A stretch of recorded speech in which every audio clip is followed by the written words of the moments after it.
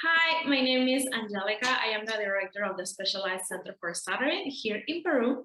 And today I am with Michael Sugarman. He has been an activist in the stuttering and disability communities since the 1970s. He was co-founder and former executive director of the National Stuttering Project and former chair of the National Stuttering Association. He has a MBA in healthcare, and he currently co-facilitates a peer support group and is co-writing an article on peer and professional facilitation of support groups, emphasizing in mindfulness, communication, self-care skills, and resilience. So welcome, Michael, and thank you so much for being here. Thank you very much. So let us begin with some terms. One is the person who stutters term. So that's a term that came out of the 1970s when I was with the Center for Independent Living. We were doing peer counseling, and we were talking about is a socio-political term of person who stutters, but for us in mental health, it was a term that was starting to be used by Carl Rogers, person-focused therapy. So Carl Rogers believed that the beginning of change has to be with the beginning of acceptance. So before you can move on to any change, you have to accept yourself. And accepting yourself, you have to be open about stuttering and to be willing to be flexible as well as vulnerable to stuttering and to experience that shame. The second part of what I wrote about was it's okay to stutter. That also came out of the disability justice movement in the mental health thing. It's okay, to be of who you are.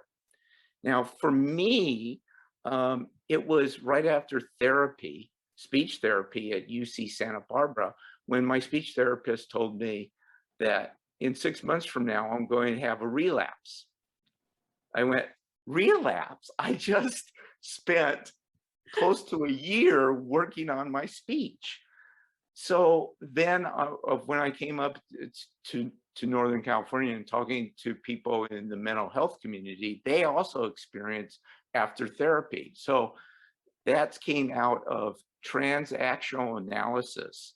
And so what we looked at is post-therapy is teaching skills by the therapist to teach us skills to how do we cope and strategies that, yes, I'm going to stutter, but does that mean that I have to go back to my whole self, or is my reduction of self with my stutter, or do I just accept the fact that, yes, I do stutter and it's okay, because that's just only one portion of me.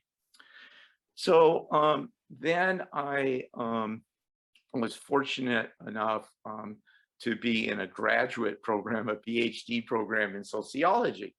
However, you have to remember, this is the late 70s. So I told my advisors that I wanted to do disability studies. And you could imagine what the reaction was. Disability, what's, that's late 70s thinking. It sounds like to me that you want to become a social worker.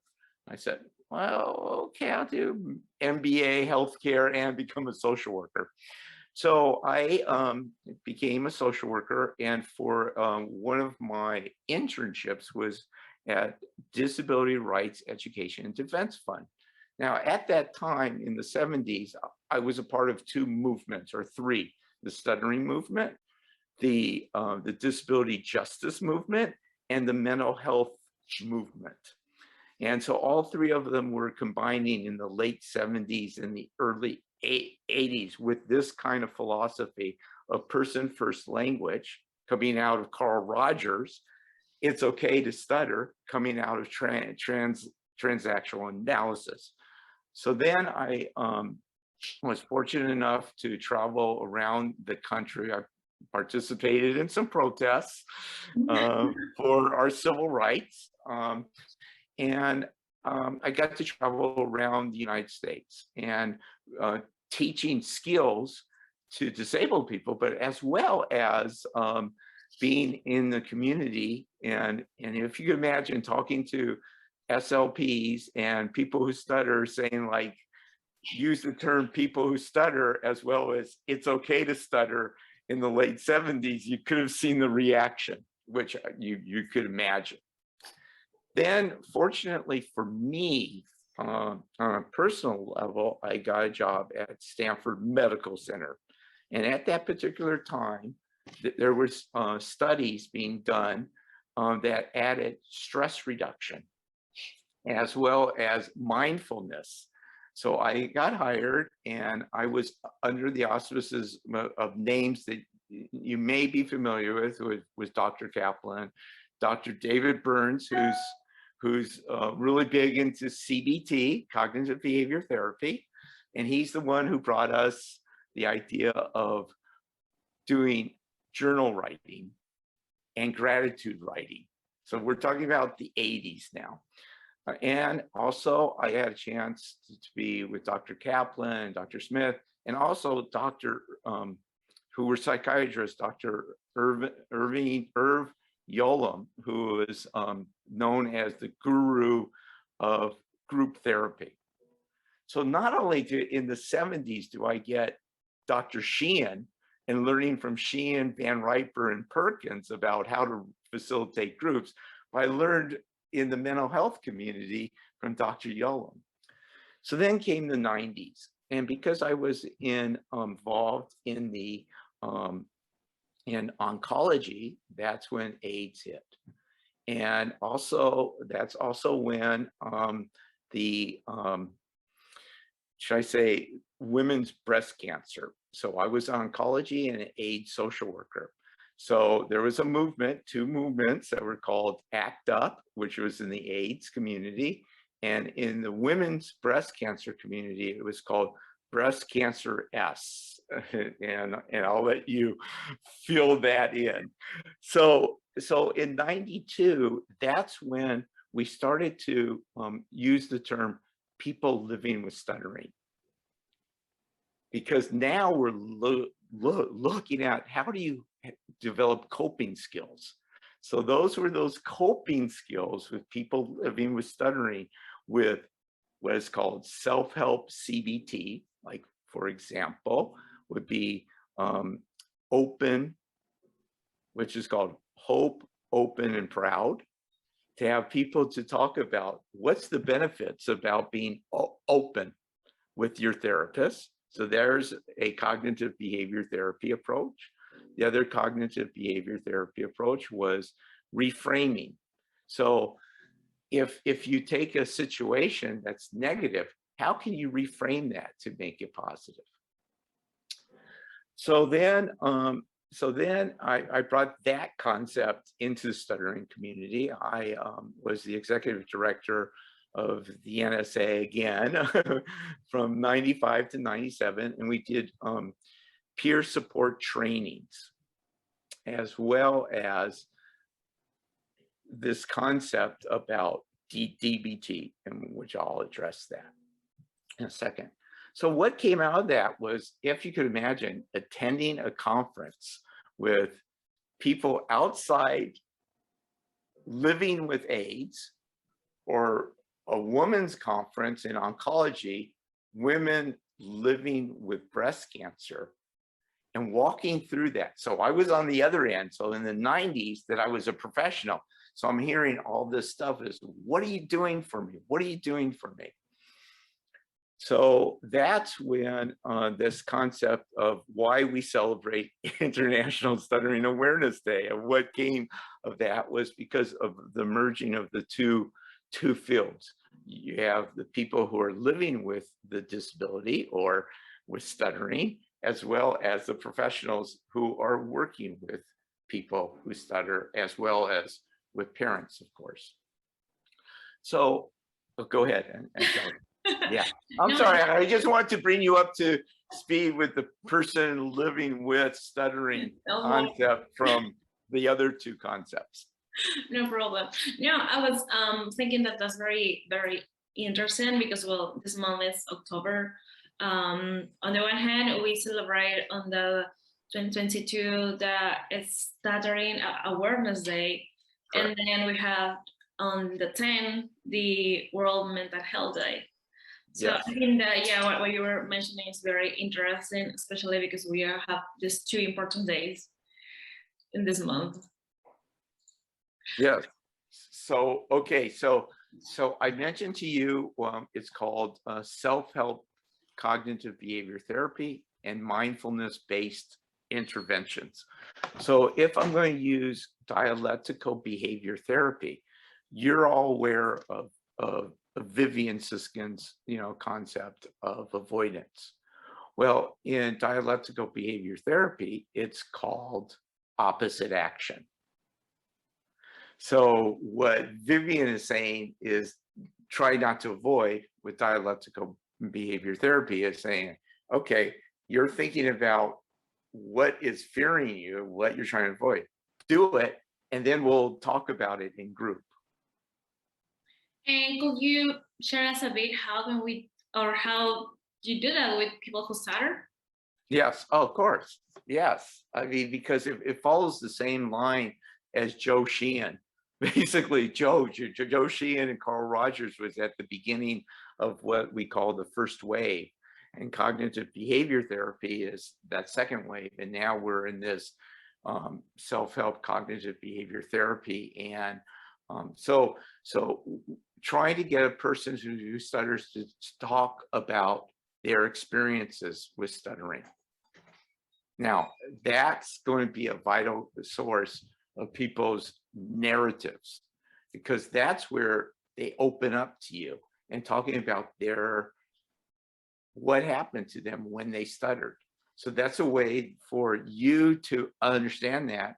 And then we start to direct them to reframing and that experience. Now, in dialectical behavior therapy, and I'm not, as I told Angélica, because my training was in dialectical behavior therapy and in CBT, I'm not up to date, and I apologize with the acceptance commitment therapy.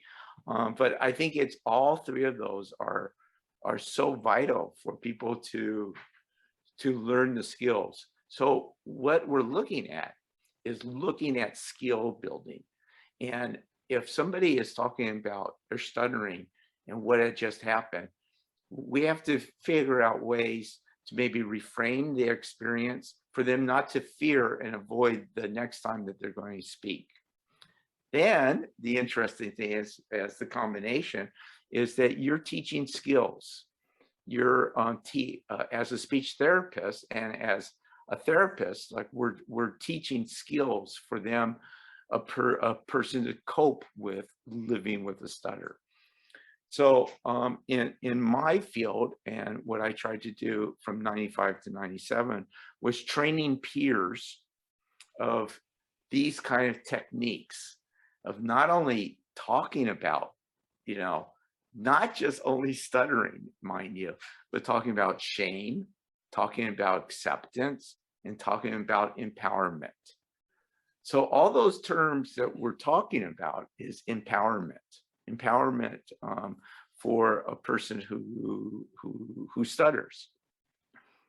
And that's very important because we always say stuttering therapy is not just speech tools or speech techniques.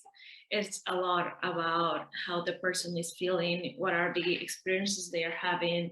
As you were saying, try to build the skills for them to use them outside the room or the session. And that's crucial. As I would say, there's no way that stuttering therapy can be only a speech techniques. I know that could be very easy, and it's understandable for a person who stutters to think, okay, if I have this way this way to talk, then all what I need is a speech techniques. But actually, it's not exactly like that. As you mentioned, there are other factors that the person needs to work on, like the acceptance, build resilience, and empowerment, and many other aspects too. I like the frame you have.